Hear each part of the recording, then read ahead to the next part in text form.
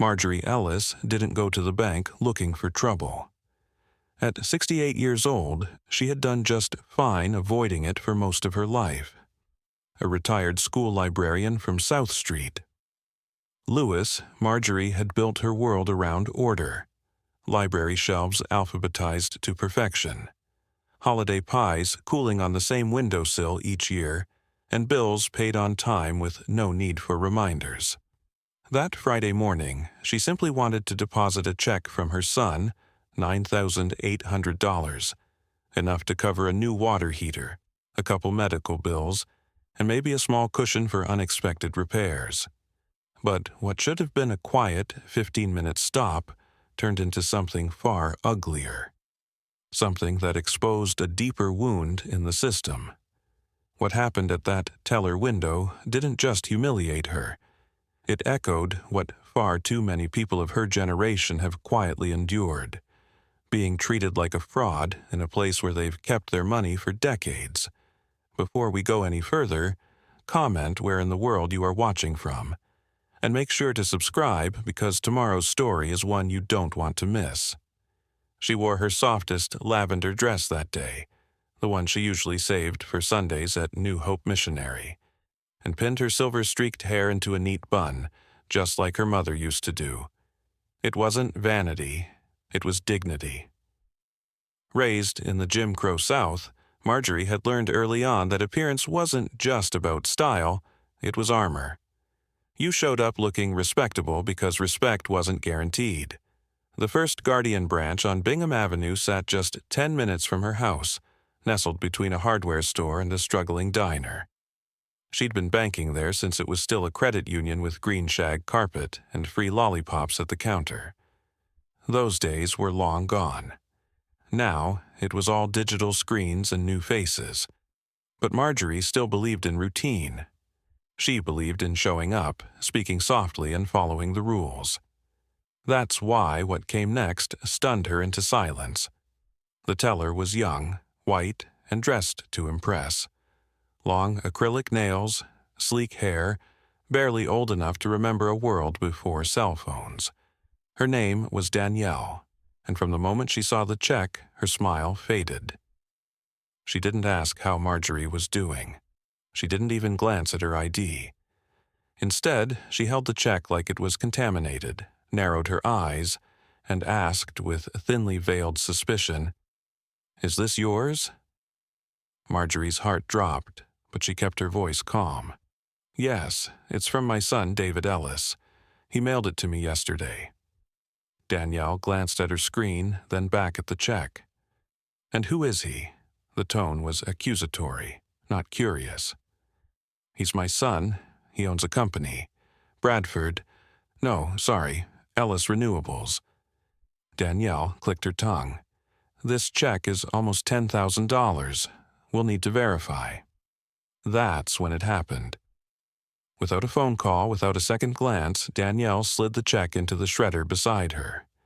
The sound was quiet, no more than a soft whir, but it cut deeper than any shout. Marjorie froze. For a moment, she thought maybe she'd imagined it. "Excuse me?" she whispered, her fingers tightening around the strap of her purse. Danielle shrugged. "If it's legit, he can issue another one. We don't process suspicious checks, especially not for that amount." Marjorie didn't yell, she didn't cry, but something inside her cracked. Not from the loss of money, but from the look on Danielle's face. A look that said, "You don't belong here, not with a check like that." Behind her, a man in a gray ball cap shook his head. A young couple whispered. But no one stepped forward. Marjorie's face burned, not from shame, from rage she wasn't allowed to show. She asked to speak to a manager. Danielle ignored her and waved the next customer forward. So Marjorie stepped aside, shaking, her Sunday dress suddenly feeling too tight around the collar. She lowered herself into a cold vinyl chair in the waiting area, where the air conditioning blasted against her skin. She sat quietly, as she had done many times before, waiting for someone, anyone, to do the right thing. What she didn't know yet was that justice wouldn't come from the manager's office. It wouldn't come from an apology or even a replacement check. It would come from something far more powerful, the truth, written 10 feet high on the bank's own digital screen. The smiling face of her son, David Ellis, CEO of one of First Guardian's biggest clean energy partners. His image would turn her humiliation into a reckoning, and the whole city was about to watch. Marjorie Ellis had always believed in the quiet power of respect. You gave it before expecting it back. That's how she raised her son. That's how she treated every stranger. She didn't believe in yelling to get her way or waving her arms to make a scene. She believed in standing straight, speaking clearly, and trusting that good manners would carry her further than outrage ever could. But that Friday morning, as she approached the counter at First Guardian Bank, that belief was about to be tested, not by some grand betrayal, but by something colder, quieter. A look, a pause, a small decision that told her she was no longer seen as a valued customer, but as a problem. The line had been short. Just one gentleman ahead of her, a man in a fishing hat sending a wire transfer. 2 tellers were on duty. One, a young black man with kind eyes, was tied up with paperwork. The other, Danielle, was a white woman no older than 25. She wore a crisp blouse, long French-tipped nails, and a high ponytail that looked like it belonged on a reality TV star. Her posture behind the counter was tight, impatient, as if she had somewhere more important to be. Marjorie stepped forward with a soft smile. "Good morning," she said, setting her purse gently on the counter. Danielle barely looked up. "Hello," she replied flatly. "I'd like to deposit this check," Marjorie said, retrieving a white envelope from her bag. She had kept it sealed, protected, even placed a small piece of cardboard inside so it wouldn't bend. Her son had mailed it first class with a handwritten note inside. "Just a little help, Ma. Love, David." Danielle opened the envelope, pulled the check halfway out and froze. Her expression didn't change right away, but her fingers tightened. She pulled the check out fully, turned it over once, then again, her lips pressing into a line. "This is from David Ellis?"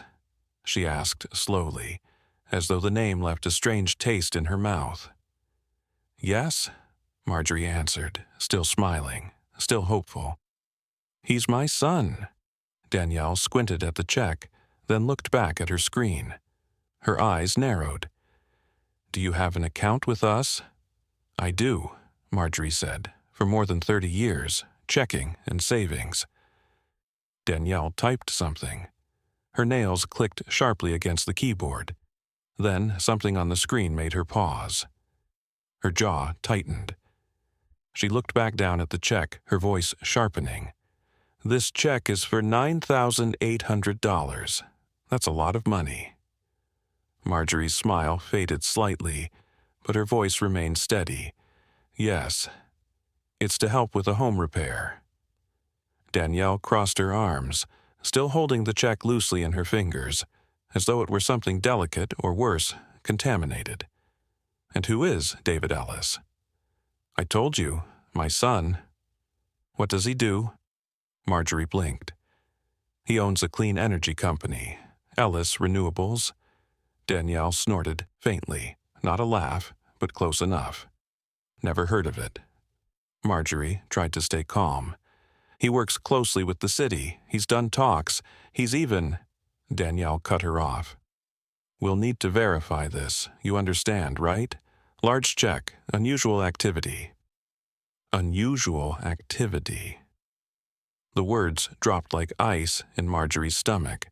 She wasn't sure whether to explain, to plead, or to wait. So she did what she always did. She gave the benefit of the doubt. "If you'd like, I can call him," she said gently. "He's working today, but he'll answer. I'm sure he can confirm it." Danielle didn't reach for the phone. didn't ask for the number, didn't say anything. Instead, she looked at the check one more time, gave the faintest shrug, and, in one fluid motion, fed it into the shredder beside her desk. The machine made a soft buzzing sound, followed by the telltale grind of paper being torn to ribbons. It wasn't loud, but it was final. Marjorie's mouth fell open. Excuse me?" she asked, her voice barely above a whisper. Danielle looked up, expression flat. "If it's legit, he can send another. But we don't process suspicious checks, especially not for that amount." The room seemed to freeze. Behind Marjorie, someone gasped. A man in a ball cap muttered, "Damn," under his breath. A young couple near the ATM turned to watch, but no one said anything else. No one intervened. Marjorie stood still, her fingers gripping the edge of the counter, her breath caught in her throat. She wasn't a woman easily shaken, but something about this, the ease with which her trust had been discarded, made her feel suddenly unsteady, like she was standing on a dock as the tide rolled in. "That check was from my son," she said softly, her voice trembling just enough to betray the emotion beneath. "It was to fix my water heater. I didn't come here to cause any trouble." Danielle shrugged again. "Then come back with proper documentation." Proper documentation. Marjorie had brought everything. Her ID, her bank card, her account number memorized. She'd even brought a small notepad in her purse with her son's phone number written down in case she forgot it. But none of that had mattered, because the moment Danielle looked at her, she'd made a decision. Not based on policy, but on perception. "You can't just shred someone's check," Marjorie said, still calm, but firmer now. Danielle nodded toward the line. "Next, please." And just like that, Marjorie was dismissed. She turned away, trying to hold her head high, but her legs felt weak. She moved toward the waiting area, hands trembling slightly, and sat down in one of the stiff vinyl chairs. The air conditioning hit her full in the face, cold and sharp. Her stomach twisted. Her chest burned. She hadn't felt this way since her husband's funeral, that hollow, displaced feeling, like she'd been separated from her own body. That day, too, she'd worn lavender. It had always been her favorite color. Across from her, a young couple kept glancing her way. The woman looked uncomfortable. The man looked down. No one spoke. Marjorie folded her hands in her lap and stared at the floor. She didn't cry. She hadn't cried in public in over 15 years. But she felt the sting behind her eyes. The humiliation wasn't just about the money. It was about how quickly she had been cast as a liar, a threat, a nobody. She had followed every rule. She had done everything right. And still, she'd been treated like a stranger who didn't belong. What hurt more was knowing that if her son's name hadn't been on that check, if it had been any other, no one would have even noticed. No check would have been shredded. No questions would have been asked. And still, a part of her wanted to believe this was just a mistake, a one-time error. She looked up, hoping the manager would come out, explain it, fix it. Instead, she saw him, a man in a tailored navy suit, lean over the counter, whisper something to Danielle, glance in her direction, and then disappear behind a glass door without saying a word. The silence that followed was worse than any insult. It was the silence of being ignored, of being passed over, of being deemed unworthy of even an apology. She held her purse tighter. Her fingers dug into the leather strap. She had been patient. She had been polite. She had been proper all her life, and still, none of it had mattered. Not until the screen by the door began to flicker, and something unexpected appeared on it. A slide, then a name, then a face. Her son, smiling in a charcoal gray suit. David Ellis, CEO of Ellis Renewables, standing behind a podium, his company logo beside him.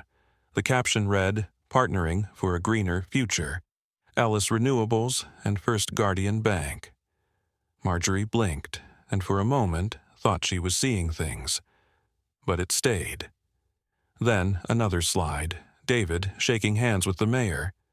Then another, a press release boasting about how proud the bank was to work with local leaders of change. The same bank, the same branch, the same desk where they had just shredded his mother's check without a second thought. And now, things were about to change. Not because they'd suddenly remembered who she was, but because they were about to remember who he was. And this time, the silence wouldn't protect them. Marjorie Ellis sat quietly in the vinyl chair, her hands clasped tightly in her lap. The cold from the air vent overhead made her bones ache, but she didn't shift, didn't fidget. That, too, was part of her grace. She had learned long ago how to wait without complaint, how to be still even when the world around her was loud and cruel. But in that moment, she wasn't just waiting. She was enduring, the way only women of her generation knew how. She'd come to deposit a check and had left the counter stripped of more than just funds. Her dignity had been cut down, paper shredded by a girl who didn't know her name, her story, or the strength it had taken to stand there in the first place. Her throat was tight, but she wouldn't let the tears come. Not here, not now. That lavender dress, pressed the night before and laid out neatly across the bed, had always made her feel like herself. Steady, graceful, prepared. But as she sat in the waiting area, she felt small in it. Suddenly unsure whether anything she'd worn, said, or brought with her would have ever made a difference. From behind the teller windows, laughter broke through the thick tension in the room. Danielle, that same teller who had just labeled her a threat and destroyed her check without so much as a phone call, now giggled at a customer's joke. Marjorie looked up slowly, her lips pressed together in disbelief. Just minutes ago, that voice had dismissed her like she was an inconvenience. Now it was warm, flirtatious, smooth. The shift was quick, and that made it worse. The line continued moving. A woman in yoga pants chatted with a teller about weekend plans. A young man in cargo shorts smiled as he deposited cash without question. No one questioned them. No one asked if their funds were suspicious, and certainly no one shredded their money in front of their eyes. That's when she saw him, the man in the Navy suit. Stephen Greer, the branch manager. He emerged from a side hallway, clipboard in hand, looking polished, efficient, and distracted. He glanced toward the tellers, made a note, and casually leaned over Danielle's counter. Marjorie's back straightened just slightly. He was the one she'd asked for. The one who could have, should have, stepped in. But instead of walking toward her, he whispered something to Danielle, nodded at her screen, then turned his gaze, briefly, sharply, toward the waiting area. Their eyes met for a fleeting second, but it passed quickly. He didn't smile. He didn't nod. He didn't walk over. He disappeared behind the frosted glass of his office door and closed it behind him. That was the moment Marjorie knew. This wasn't about one employee's bad judgment. It was about something deeper, a culture of dismissal, of quiet condescension that didn't require shouting or slurs, just silence, indifference, the kind of treatment that said, "You don't matter enough to explain anything to." Her hands trembled slightly as she adjusted her purse in her lap. Not from fear, from something heavier. Recognition. She'd been here before, in different forms. The job interview where she was told, "We've already filled the position." The department store where she was shadowed through the perfume aisle. The traffic stop where the officer asked if she really owned the car she was driving. It was always the same undertone. "You're not supposed to be here, not like this." And yet she had endured. Not because it didn't hurt, but because there was always too much to do. Bills to pay, groceries to buy, a child to raise. David. The thought of her son, the man who'd mailed her that check without her asking, who now led a company working on clean energy projects across the Midwest, brought a surge of warmth and resolve. She'd raised him alone after his father died of heart failure when David was just 6. She'd juggled cleaning jobs, tutoring gigs, and part-time work at the public library, all so that boy could have what he needed. And here she was, decades later, being treated like a con artist at a bank that had her name in its records for over 3 decades. She glanced again at the digital screen near the door, the one that had started rotating slides again. It was looping through its local sponsorships, community spotlights, and corporate partnerships. Usually, she ignored that kind of thing, but now it pulled her in. A familiar logo, a sleek stage, and there he was, David Ellis, Chief Executive Officer of Ellis Renewables, partnering with First Guardian Bank. His name, his face, his words, all shining proudly on the same wall that stood silent when she'd been humiliated. A video played briefly. David shaking hands with the mayor, standing beside a wind turbine in Kansas City, smiling as a First Guardian executive introduced him as a visionary leader in sustainable energy. The irony made her chest ache. Suddenly, the room began to stir. A woman near the front of the line whispered, "Wait, that's the guy on her check." Her husband turned, squinting toward the screen, then back at Marjorie. "You're his mom?" he asked softly. Marjorie nodded once, unsure if she should feel vindicated or further exposed. Another customer turned, then another. Danielle, mid-transaction, looked up toward the screen. Her eyes widened. Her fingers paused on the keyboard. The atmosphere shifted, as though the oxygen had changed. And then, finally, the glass door to the office opened again. Stephen Greer emerged, his pace quicker now, his expression tense. Gone was the easy professionalism. In its place was a nervous urgency. He walked straight toward Marjorie's chair. "Mrs. Ellis?" he asked, lowering his voice. She looked up slowly, her face calm, composed. "Yes? I believe there's been a terrible mistake. Would you mind stepping into my office so we can speak privately?" Marjorie didn't move right away. She took a breath, lifted her purse, and stood. Her knees were stiff from the cold chair, but her back was straight. "I asked to speak to a manager 30 minutes ago," she said, not loud, but loud enough. Greer winced. A few customers looked over. Danielle had turned pale, her hands hovering just above her keyboard. "Yes, ma'am," he said quickly. "I truly apologize. Please, if you'll come with me." But it wasn't just about her anymore. The damage had been done, not just to her, but to every person who looked like her and had been quietly disrespected in the same way. The difference was that this time the bank couldn't pretend it didn't happen. This time, the face on the wall wasn't a stranger, it was her child. And as she walked behind Stephen Greer toward the small glass-walled office, the buzz in the lobby grew. Whispers, glances, phones being quietly raised, photos snapped. Word was spreading. Fast. Inside the office, the nameplate read, "Branch Manager, Stephen Greer."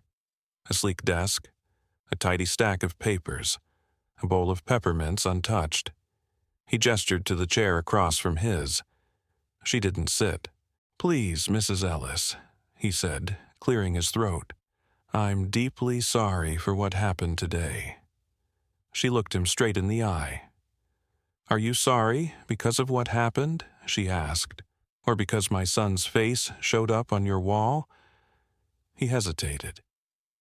"That played a role, I won't lie, but mostly I'm just embarrassed, That's not how we treat customers, especially not someone like yourself." Marjorie raised an eyebrow. "Someone like me?" "A longtime customer, I mean," he added quickly. "A respected community member." She let the silence sit for a moment. Then she placed her purse gently on the chair and said, "Your teller shredded my check. She didn't ask for ID, she didn't call my son, she didn't follow procedure, she assumed I was lying, and you stood there and said nothing." Greer swallowed.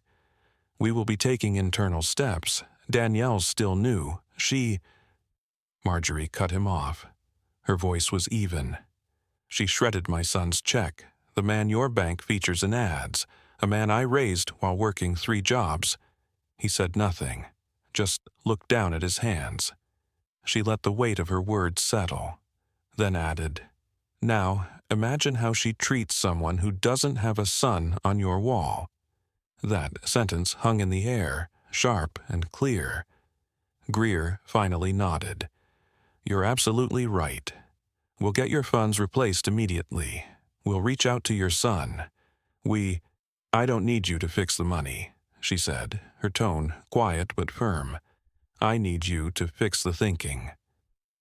It was a simple request, but one he would never forget. The bank's digital screen sat high above the entrance, a bright, slow-turning display that most people barely noticed.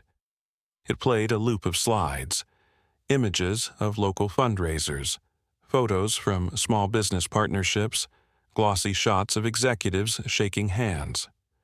For Marjorie Ellis, it had always been background noise. Polite corporate fluff meant to impress someone, not her. But now, seated in that frigid lobby, her check in shreds and her dignity hanging by a thread, the screen caught her eye. There he was. David, her David. A full-screen image. Him in a charcoal gray suit, standing behind a podium with the Gateway Economic Inclusion Summit logo lit up in the background. The caption below read, "David Ellis, CEO of Ellis Renewables, addressing the audience at First Guardian's Business Leadership Forum." Marjorie blinked, almost unsure she was seeing it right. She leaned forward, heart thudding, not from pride, but from something sharper. Then the next slide appeared. David, mid-handshake with the mayor. Another showed his company's logo next to First Guardian Banks, beneath the words, "Partnership for Sustainable Growth." The irony landed like a slap. She, the mother of that man, featured and celebrated by this very institution, had just been labeled suspicious, her check destroyed without a call, without a glance at her ID, dismissed by a bank that had her son's face in lights. And now, everyone could see it. The woman at the front of the line turned toward Marjorie with wide eyes. "Wait, is that the guy on the check?" she whispered to her husband. He nodded, then looked back over his shoulder at Marjorie with a slow, dawning realization. The whisper wasn't quiet enough. A man near the ATM heard it. He looked at the screen, then at Marjorie. One by one, more heads turned. The lobby, once humming with casual business, began to quiet. Conversation slowed. A hush spread. Danielle, the teller who had shredded the check, was still at her station, but her composure had cracked. She glanced at the screen, then at Marjorie, her jaw tightening. The confidence that had fueled her dismissiveness just minutes ago was slipping away, because now people were watching. The branch manager, Stephen Greer, emerged from his office once more. But this time, he wasn't casual. His eyes flicked toward the screen, then the growing crowd. Then, finally, to Marjorie. He moved fast. "Mrs. Ellis," he said, breathless as he approached, "I believe there's been a terrible mistake." Marjorie turned to face him. Her face was calm, but her back was straight, her voice steady. "I said that 30 minutes ago." The words hung in the air, low but cutting. He gave a small nod, the color in his cheeks rising. Would you please join me in my office? People were watching. Phones were being pulled from pockets, subtly but surely. Someone near the back was already typing, texting or tweeting, no doubt. The reckoning had begun. Inside the office, Greer fumbled. He offered her water. She declined. He gestured to the chair. She stood. I want to offer my sincere apologies, he began, hands clasped. Are you apologizing because you understand what was done to me? She asked, voice calm. Or because my son's face is on your marketing campaign? His mouth opened, then closed again. Both, he admitted finally. Mostly, I'm embarrassed. That's not how we treat our customers. She arched an eyebrow. But it is how you treated me. He nodded. Yes, ma'am. And we'll make it right. Danielle's new. We'll be handling that situation internally. We can reissue the check if... She didn't even ask for ID, Marjorie cut in. Didn't call my son, just decided I wasn't who I said I was. Greer swallowed. I know. She took a deep breath. Do you know what that check meant? I do now. No, she said, firm but not cruel. You know what it cost you. What it meant to me, you didn't care about until other people started paying attention. There was a silence. Then she added, Imagine how she treats someone who doesn't have a face on your wall. Greer looked away. His fingers drummed nervously on the desk. I'll call our regional office, he offered. We'll get your funds restored, and I'll make sure this goes straight to corporate. We'll do what we can to make this right. I don't need you to fix the money, Marjorie said, her voice quiet but firm. I need you to fix the thinking. That sentence landed heavy. He nodded, unable to respond. Back in the lobby, the tension was rising. Word was spreading faster than corporate could ever catch up.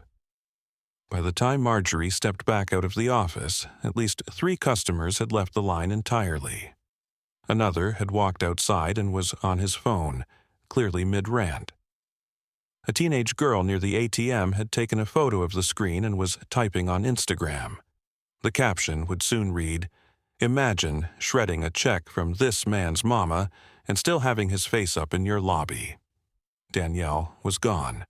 Her station sat empty, her drawer shut, headset left hanging on the divider. Whether she'd been pulled into the back or had walked herself out wasn't clear, but Marjorie didn't ask. She didn't need to see her again. As she walked toward the exit, another voice called softly, Mrs. Ellis? She turned. It was the older teller, the one she remembered from years ago, Teresa Delgado, her name tag read, Hispanic, maybe mid-50s with tired but kind eyes. I just want to say, I'm sorry. I've worked here 15 years and I've never seen anything like that. It was wrong, all of it. Marjorie gave a gentle nod. Thank you. Teresa hesitated. Your son, I've seen him speak, online. He's doing amazing things. You must be proud. I am, Marjorie replied. But today wasn't about him.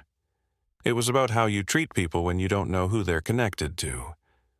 Teresa's eyes welled a little, but she nodded. Marjorie stepped outside into the early afternoon sun. Her car sat a few spaces away, old but reliable, a silver 2009 Camry with 117,000 miles. She unlocked the door, slid in, and took a deep breath before starting the engine.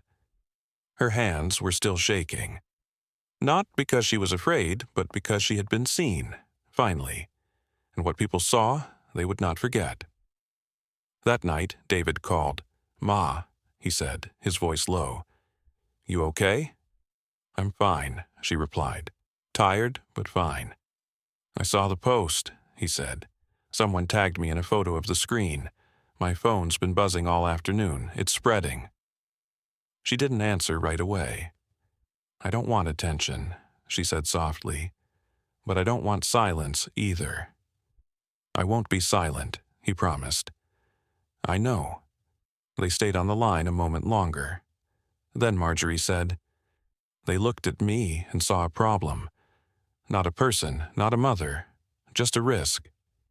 David's voice hardened. "They won't make that mistake again." And he meant it. Because by morning, hashtags would be trending. Voices would be raised. Emails would fly from inbox to inbox. And First Guardian Bank would learn that this wasn't going away, not with a phone call, not with a quiet apology. Because this wasn't just about a check. It was about being believed. And finally, the world was starting to listen. The next morning dawned crisp and quiet in St. Louis, the kind of late autumn morning where breath turns to fog and sidewalks shine with frost. But inside the parking lot of the First Guardian Bank on Bingham Avenue, still slick with dew, tension was already in the air. Not the kind of tension you can see, but the kind you feel, like something's coming. And it was. At 9:06 a.m., a dark gray Tesla pulled into the lot and eased into a space near the front entrance. The engine made no sound, but every eye inside the bank seemed to sense its arrival. The door opened, and David Ellis stepped out. No entourage, no security, no flashy car detail. Just him, jeans, sneakers, and a navy windbreaker with the subtle stitched logo of Ellis Renewables on the chest. He didn't look like a millionaire. Didn't carry himself like someone used to being chased by cameras or praised by mayors. But when he walked toward the glass doors of the branch, every step was deliberate, focused, controlled. The kind of control born not from calm, but from restraint. Inside, the branch manager, Stephen Greer, was already standing near the front desk, 2 junior staffers flanking him awkwardly. They had been watching the front door since 8:30, refreshing Twitter and local blogs, knowing full well the man they were hoping wouldn't come was definitely coming. By now, the story had started to spread. A blurry photo of the bank's digital screen, David's face shining on it, suit and smile intact, had made its way to the internet. The caption read, "Imagine shredding a check from this man's mother and still playing his promo video 10 feet away." Thousands of shares later, the quiet lobby was anything but calm. David didn't pause at the front counter. He walked directly toward Greer. "You know why I'm here," he said, his voice low, steady. Greer extended a hand. "Mr. Ellis, first, let me say how deeply sorry we are for—" David didn't take the hand. Instead, he looked past Greer, scanning the row of teller windows. "Where's the woman who shredded my mother's check?" Greer's throat bobbed as he swallowed. "She's been placed on administrative leave pending review. We're addressing it internally." David's eyes narrowed. "Is that the same as being fired?" Greer shifted. "Not yet. We have procedures to follow." "So, your protocol protects her job before protecting your customer's dignity." That line hit like a brick. Several people in the lobby turned subtly toward them, pretending not to eavesdrop. A woman near the ATM froze mid-transaction. The younger of the 2 staffers beside Greer winced slightly. "Mr. Ellis," Greer began again, "I understand you're upset." "I'm not upset," David interrupted, eyes unwavering. "Upset would be yelling. This is calculated." From his windbreaker pocket, he pulled a folded sheet of paper and handed it to Greer. "This is a list of every organization my company partners with. Each of them banks with First Guardian. If you want to keep those accounts, your corporate office will issue a public apology. Today." Greer stared at the list, visibly rattled. We'll get this to them right away." David didn't wait for a promise. He turned slightly to face the room. "And your staff?" he asked, addressing the entire branch. "They don't need diversity training, they need basic respect." An older man sitting at one of the banker's desks stood slowly. "Mr. Ellis," he said. "If I may, my name's Arthur. I've been working here since this was a credit union back in the day. I'm ashamed of what happened yesterday. I've got grandkids. If someone treated my daughter like that, I'd be right where you are." David nodded once. "Thank you." Then came another voice. Teresa Delgado, the older teller who'd spoken kindly to Marjorie the day before, stepped forward from behind the counter. "She didn't even ask for ID," Teresa said, not to David, but to the room. "Mrs. Ellis has been banking here longer than most of us have worked here, and that girl, that teller, looked at her like she was a criminal." Silence fell again. Heavier this time. The bank felt like a place on trial. David took a deep breath, then exhaled slowly. "My mom has never bounced a check," he said. "She's never borrowed from a payday lender, never even asked me for money. That check was the first time she said yes when I offered to help." He looked down briefly. "She didn't ask for anything special. She asked to be treated like she belonged." Then, eyes back on Greer, he added, "And your employee shredded that." Greer opened his mouth, then closed it again. "You can't undo what happened," David continued, "but you can decide what kind of institution this is or isn't." Greer nodded rapidly, sweat beginning to bead near his temple.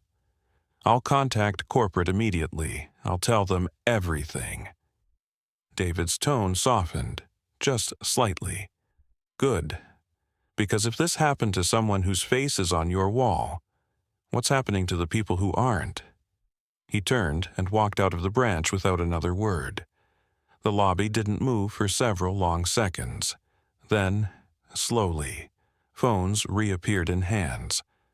Whispers resumed, and the reckoning that had begun the day before kicked into high gear. Outside, local news crews were already pulling into the lot, camera equipment in hand. A few photographers snapped shots of David crossing the sidewalk. But he didn't stop, he didn't wave, he didn't smile for the press, because this wasn't a PR moment. It was personal. By the time he got back into his car, his phone had already buzzed with messages. Reporters, business leaders, even city council members. One reporter texted, "Will you comment on what happened to your mother?" He didn't respond. Instead, he sat behind the wheel, stared at the steering wheel for a moment, and then called his assistant. "Let's pause all press requests," he said. "We'll make a statement, but not about me. It's not just my mother, it's who they're ignoring when nobody's watching." That night, he sat at his kitchen table with a pen and legal pad. No laptop, no PR filter, just a sun. He wrote a short post and published it on his company's LinkedIn page. "Yesterday, my 68-year-old mother was accused of fraud by a bank she's used for over 30 years. She tried to deposit a check I sent her, $9,800, to help with home repairs. The teller shredded it without verifying her identity. An hour later, my face played across their wall as a featured client. Think about that." The post spread fast. Thousands of shares by morning. Local radio read it live. Community groups began circulating their own stories of financial bias and mistreatment. A retired teacher shared how she was once denied her pension check until she brought utility bills. A war veteran wrote about being turned down for a loan despite spotless credit. A young woman tweeted, "My mom keeps cash in an envelope at home. She says banks look through her. Now I get it." David read everyone. He knew what was coming next. The flood of interviews, the calls from networks, the corporate backpedaling. But none of that mattered. Because this wasn't about headlines. It was about every quiet dismissal that had gone unspoken. And now, finally, the silence was over. By sunrise the next day, the story of Marjorie Ellis had escaped the confines of that chilly bank lobby. What had begun as a quiet humiliation had become a flickering signal, traveling from one phone to another, bouncing across timelines, text threads, and morning news feeds. And with every share, the narrative changed, not just from what happened to Marjorie, but to why it kept happening to women like her. David's post from the night before had already crossed 12,000 shares by 7 a.m. No hashtags, no corporate branding, just the truth, plainly stated. My 68-year-old mother was accused of fraud at a bank she's used for over 30 years. She tried to deposit a check I sent her. The teller shredded it without even verifying her ID. 1 hour later, my face appeared on their wall as one of their celebrated clients. Think about that. People did more than think. They responded, with heartbreak, outrage, and their own stories. One of the first viral replies came from a woman in Chicago. I was asked to bring 2 forms of ID and a utility bill to deposit a $300 check. The white man before me got $2,500 in cash with just a signature. The teller smiled at him. She scowled at me. Then another, from a retired postal worker in Florida. They flagged my pension check and held it for 7 business days, told me it was policy. My brother cashed his same day, at the same branch. And then a gut punch from a young mother in Arkansas. The teller asked if I could prove the father of my child wrote the check. We've been married 8 years. David sat at his desk in the Ellis Renewables office, staring at his laptop as the comments multiplied. The flood of voices wasn't just about injustice. It was about how normal it had all become. How many people had been quietly disrespected, not loud enough to spark headlines, but just enough to feel the sting. By mid-morning, local news anchors were reading the story live. One radio host in St. Louis interrupted a segment on housing to say, "I don't care what anyone says, you don't shred a woman's check without a call, a question, something." That's not banking, that's bias. The phone lines lit up. Callers shared stories from Missouri, Kentucky, Alabama, and even as far as Oregon. A grandmother in Springfield talked about being asked to verify her Social Security deposit. A college student in Baton Rouge described being laughed at when opening his first savings account. One man broke down in tears, recalling how his father, an Army veteran, was once asked if he understood the withdrawal form before being handed the money. Each call echoed the same pattern: assumption, suspicion, quiet dismissal. And Marjorie's name kept surfacing, not as a headline, but as a symbol. At first, she didn't know any of this. She was at home, in her small kitchen, gently folding towels while the local news played in the background. The sound was muted, but she saw her name scroll across the screen. Local mother speaks up after check shredded in suspected racial profiling.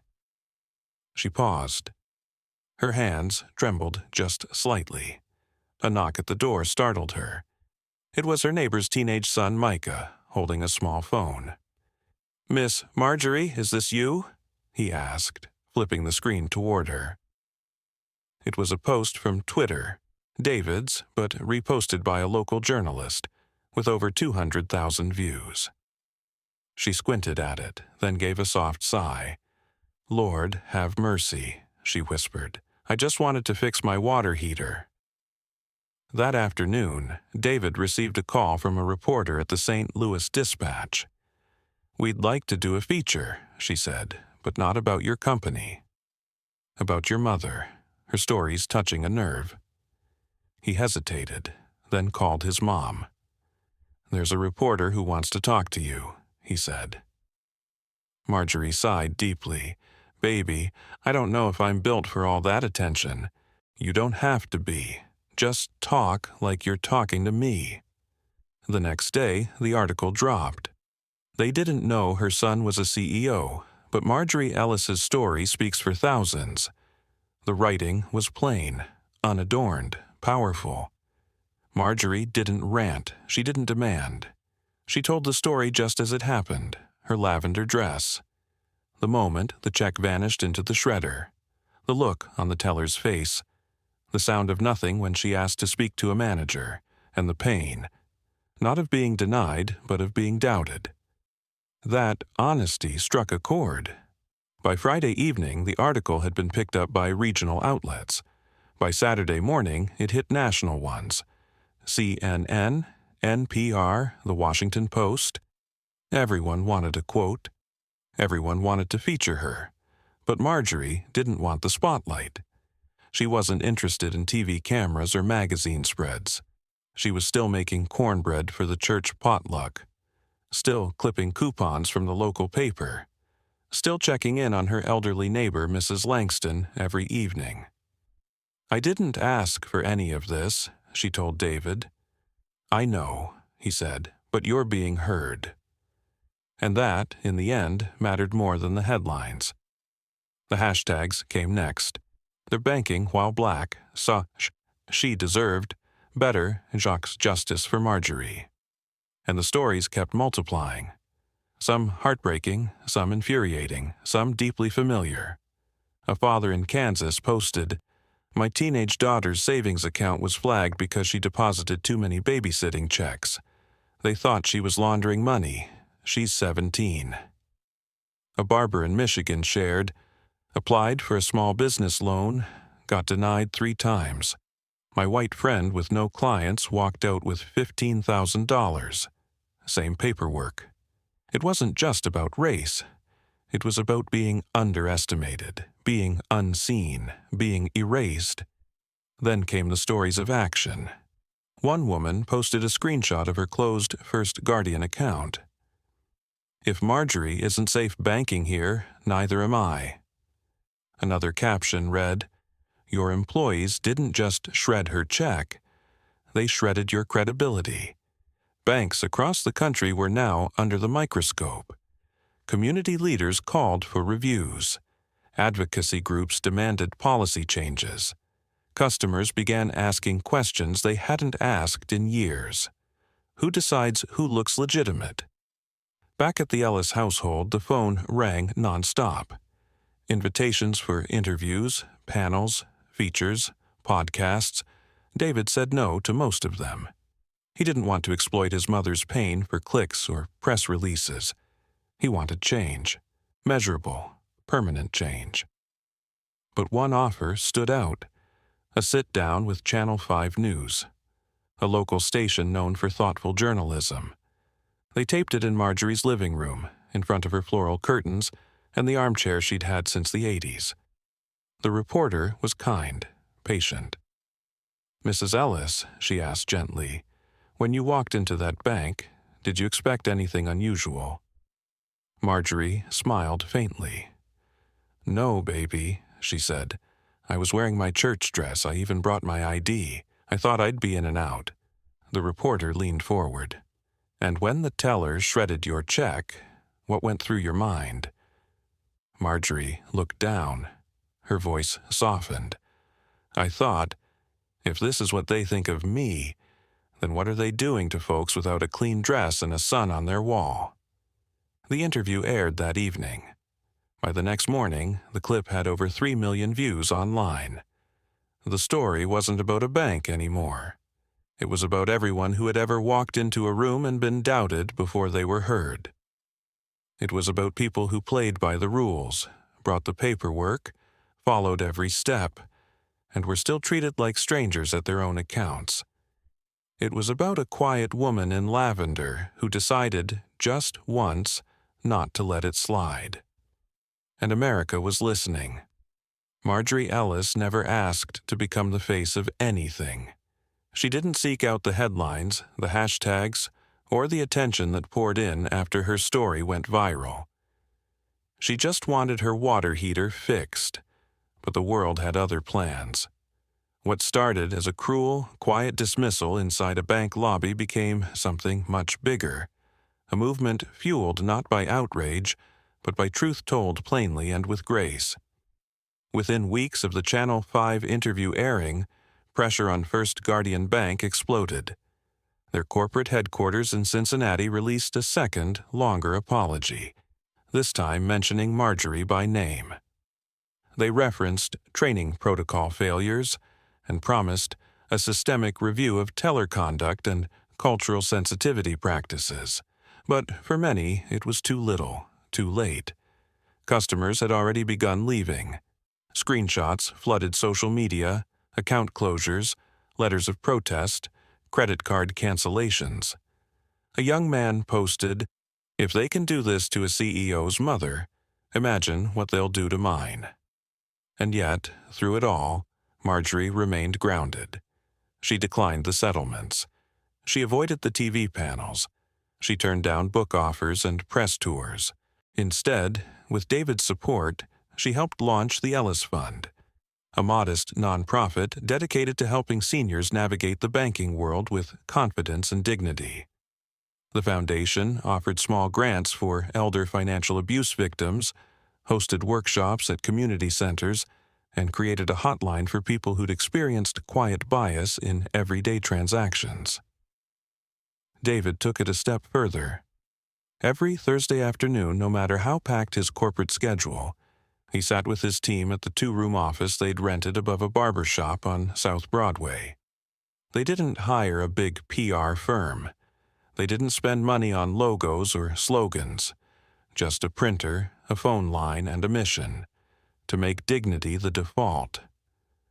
Within 6 months, the Ellis Fund had helped open more than 80 accounts with local credit unions and trained 50 bank employees in Dignity First customer service. Banks began to listen. Other CEOs took notice, and slowly, real change started to take shape, not just in policy, but in attitude. Marjorie worked 2 days a week at the foundation. She didn't want a title, she didn't want applause. She spent her time folding mailers, baking snacks for the volunteers, and answering the phone when folks called just to talk. Sometimes they didn't even need help. They just wanted someone who understood. One afternoon, a young woman named Marla stopped by with her grandmother, who'd kept all her savings in envelopes under the mattress since the 1980s. After a short conversation and some sweet tea, the woman said, "If Miss Marjorie says I can trust them, I'll try."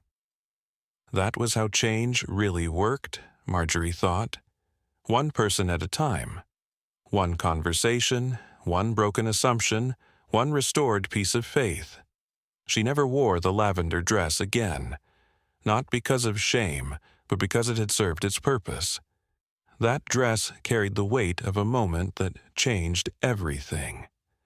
And now, it lived folded neatly in her closet, right next to her church hats and her late husband's Sunday tie. David continued to lead Ellis Renewables, but he also became a national voice for equitable banking policy. He testified before the Missouri State Assembly, helped launch legislation around elder banking protections, and advocated for stronger accountability standards across financial institutions. But every time he spoke, he brought the message back to one line, the one he'd shared at high schools, town halls, and churches. "My mother didn't ask to be treated special. She asked to be treated normal." And that says everything. By the end of the year, First Guardian had replaced their entire regional leadership team. The teller involved quietly resigned. And while no plaque would ever hang in that branch for Marjorie, she didn't need one. Her legacy wasn't in headlines, it was in changed hearts. One evening, as the sun dipped below the rooftops of South Street, Marjorie sat on her porch, sipping tea as neighbors walked by and waved. Some had seen her on the news. Some hadn't, but all of them knew her, not as a symbol, but as the woman who kept going, who stayed gracious when it would have been easier to get loud, who stood firm not because she wanted a fight, but because she deserved better. And now, so did everyone else. Have you, or someone you love, ever been made to feel small, in a place where you should have been respected? What would you have done in Marjorie's shoes? Let us know your thoughts in the comments. We read every one. If this story moved you, Please hit like, subscribe, and turn on the notification bell so you don't miss the next powerful story. Together, we can bring dignity back to everyday life, one voice at a time.